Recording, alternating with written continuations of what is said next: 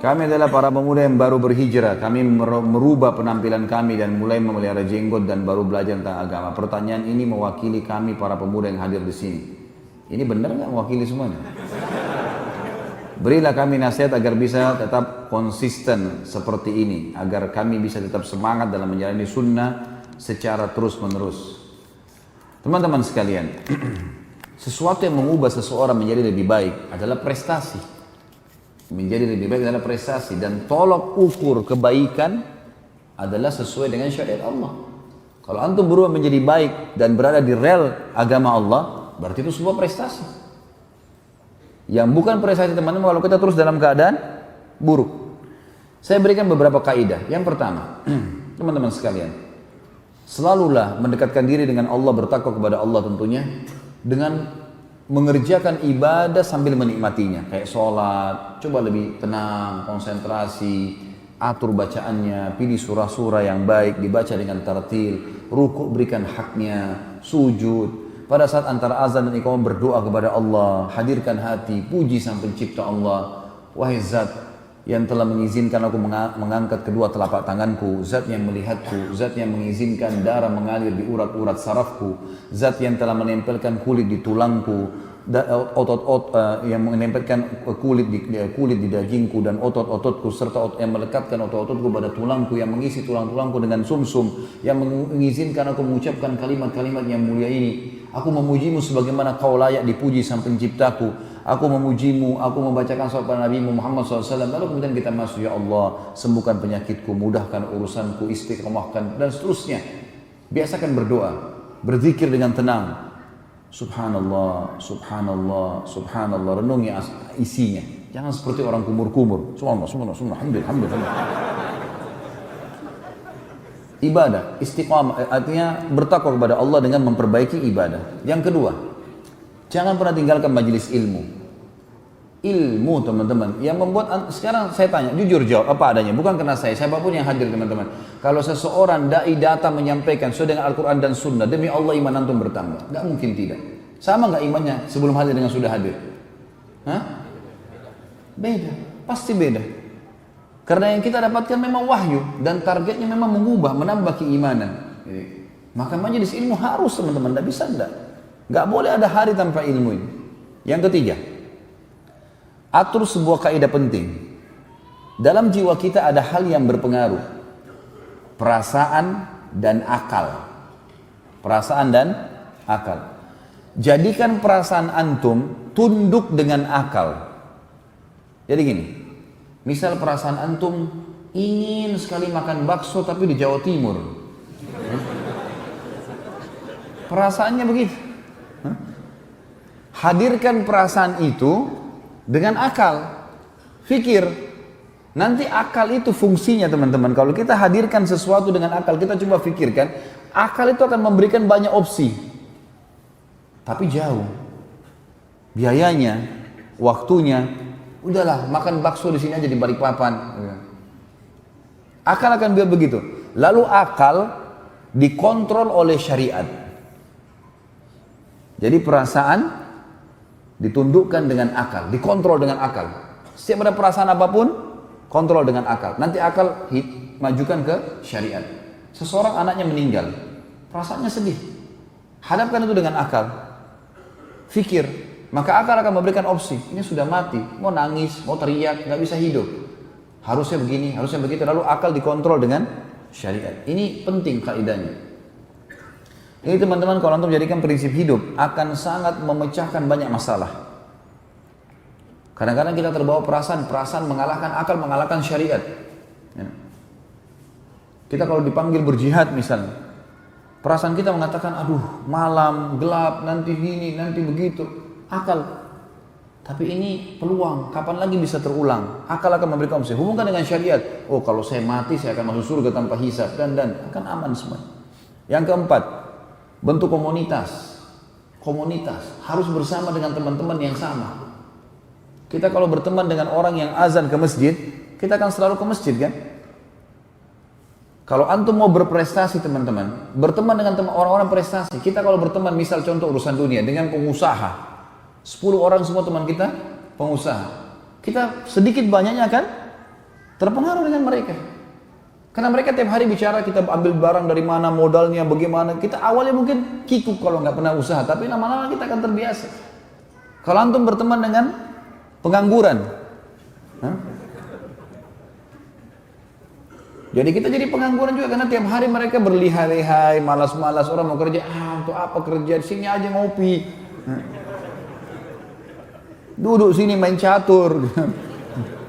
Apa manfaatnya main catur? Oh, jadi ahli perang. Memangnya kuda di medan perang bisa jalan L? Dari mana itu? Ngarang-ngarang. Strategi perang, angkat pedang, belajar, itu benar. Lempar tombak, bukan main itu. Buang-buang waktu berjam-jam di pinggir jalan, tidak ada manfaatnya. Gitu. Jadi kita kalau bergaul sama orang prestasi, kita prestasi. Saya pernah pengalaman pribadi teman-teman waktu di Madinah. Saya usahakan teman-teman dekat saya orang yang prestasi. Saya bingung lihat teman saya dulu. Ada satu orang Somal, namanya Abdurrahman, Masya Allah. Beliau selesai S3 di Madinah. Selalu ranking 1, selalu lulus itu cum laude nomor 1. Dan dulu di Madinah itu kalau lulusnya mumtaz itu dapat uang 1.000 real dari kampus.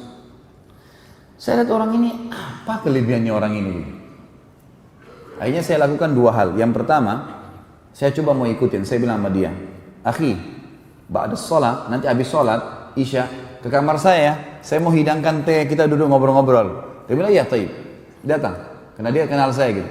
Di kamar ini saya sudah siapin teh, sudah siapin biskuit, dan saya siapin kertas sama pulpen mau nyatat. Dia mau bicara apa? Ini orangnya komplot nomor 1, pasti bicaranya ilmu terus gitu.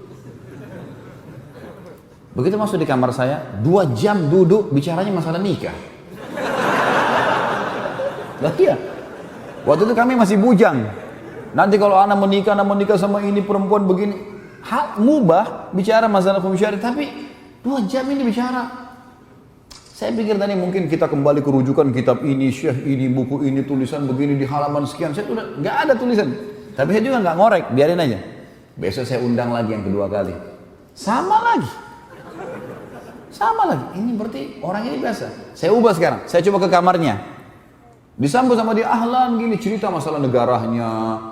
Nggak ada bicara masalah. Ini kita 14 mata pelajaran, semuanya nilainya dia 190, 199, 90. Nilainya luar biasa. Apa sih prestasinya orang ini? Saya lakukan yang kedua di kampus, di kelas. Dia jalan, saya jalan sama-sama. Begitu masuk kelas, sebutlah satu kelas sama saya. Saya dapat rahasianya di situ ternyata teman-teman sekalian. Jadi ini kita lihat orang yang berhasil, ikutin, coba lihat hasilnya luar biasa. Saya lihat di kelas, dia kalau masuk dosen, 5 dosen satu hari, dia duduk, dia ambil meja itu, dia duduk di depan sekali. Kalau dosen sudah datang, lalu kemudian dia konsentrasi. Banyak teman-teman nggak perhatikan, karena saya memang kejarnya mau target dia, saya duduk di belakangnya. Saya lihat orang ini buat apa? Diambil pulpen sama kertas, dosen ngomong. Masuk materi usul fikih misalnya, dijelaskan tentang perkataan Imam Malik, ya, perkataan ahli Madinah bisa jadi hujjah dan seterusnya, ditulis sama dia. Setiap syekhnya sudah jelaskan sesuatu, dia bilang, sebentar syekh, yang anda jelaskan tadi itu seperti inikah maksudnya? Ini yang saya fahamin. Tak diterangin sama dia. Setelah itu dia bilang, benar nggak syekh? Syekhnya bilang benar, sudah begitu yang saya maksudkan. Tapi dia pakai terangkan dengan caranya dia. Baik, kalau saya jawab ujian begitu bisa nggak? Bisa. Oke, baik, jalan. Jadi dia ini di kelas teman-teman seperti dia sama dosen saja. Yang lain ini tidak dipedulikan sama dia belajar, tanya terus.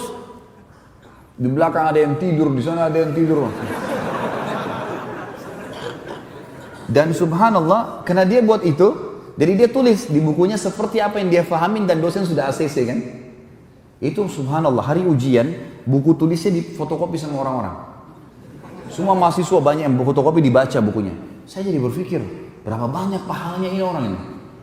Karena bukunya ditulis kan tebal, banyak tulisan dan 14 mata pelajaran hampir semua ditulis. Kemudian saya lihat, oh ini pahalanya besar sekali, sampai bukunya itu ditaruh di tempat fotokopian, orang tinggal tanya, buku tulisnya Abdurrahman. Nah, orang fotokopian sudah tahu. Nah, iya. Saya coba buat sama, saya coba ikutin. Saya coba ikutin orang ini. Begitu masuk kelas, dia di sana, saya di sini. Dia bertanya, saya bertanya. Apa yang dia buat, saya buat, ciplak saja. Tapi memang bertanya yang tidak paham ya. Bentar syekh, gini syekh, dialog. Sampai akhirnya ada materi, ya kebetulan ini karena saya senang sekali dengan sirah, yang makanya saya susun. Sirah ini ada dosen datang, beliau aslinya Afghanistan, aslinya tapi sudah warga negara Saudi. Beliau memang ketua waktu itu ketua bidang sejarah di kampus di fakultas saya gitu, fakultas dakwah. Beliau bilang tulis semuanya, tulis. Jadi saya tulis. Apa yang saya tulis? Awalnya teman-teman sekalian saya kegugupan juga nulis. Jadi kadang-kadang masih berantakan. Sampai mungkin 3 bulan lah saya adaptasi. 3 bulan itu, alhamdulillah setelah 3 bulan saya bisa nulis. Ayatnya pakai tinta warna merah, tulisan umumnya pakai warna hitam. Gitu kan. Sudah rapi. Sampai waktu dosen itu mau ujian, dia bilang, karena dia datang cuma ngobrol aja masalah sejarah. Dia bilang sama teman-teman di kelas, kampus, siapa yang nulis materi saya selama 1 periode ini? Semua angkat tangan, saya juga termasuk teman-teman angkat tangan. Kemudian dibawa sama dia di rumahnya, lalu dia kembali. Lalu dia bilang, subhanallah kalimatnya dia bilang, yang bisa saya referensikan ini, punyanya Basalamah nih, buku tulis. Padahal itu waktu itu ada bukunya si Abdurrahman. Gitu kan. Direferensikan untuk difotokopi, fotokopi untuk dibaca gitu. Waktu hari ujian, itu buku saya sama bukunya Abdurrahman, dua-duanya sama-sama. Difotokopi orang-orang. Gitu kan. Dan pada saat lulus, nilainya sama nilai saya tidak jauh. Sama-sama, betul dia misalnya lebih tinggi dari saya, Masya Allah, tapi sama-sama dapat 1.000 real. Sama-sama lulus dengan mumtaz gitu kan. Oh ternyata caranya cuma dekatin orang prestasi. Kita dekatin pengangguran jadi pengangguran. Gitu kan. Saya di Jakarta berteman sama, saya kalau ketemu orang ini prestasi nggak dia? Gitu. Saya ngobrol sama dia, ada manfaatnya nggak? Mungkin urusan pendidikan anak kah, usaha kah, masalah keimanan kah. Kalau duduk ngobrol kosong untuk apa? Apa manfaatnya? Harus seorang mukmin punya nilai, detik hidupnya mahal gitu. Jadi antum harus bentuk komunitas. Kalau satu orang jalan dengan baju koko, sendiri dengan kopi, ya dia masih malu. Tapi kalau dia jalan dengan 5 orang sama-sama semua penampilannya. Seorang akhwat jalan pakai jilbab besar atau pakai cadar sendirian, masih malu. Tapi kalau 5-10 orang yang jalan, beda kan? Maka komunitas itu penting sekali.